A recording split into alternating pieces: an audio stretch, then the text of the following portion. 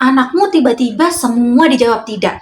Selamat ya, itu tandanya anakmu sedang berkembang normal.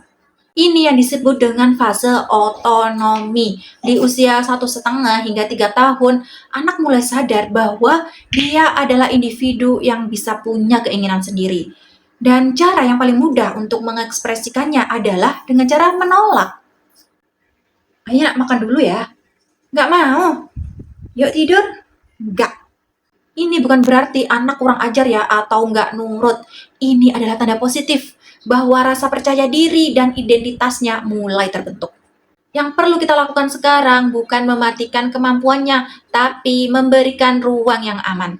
Misalnya bukan makan sekarang, tapi mau makan dulu atau mandi dulu. Anak yang sekarang berani bilang tidak ke orang tuanya, suatu hari dia akan lebih berani bilang tidak kepada hal-hal yang membahayakannya.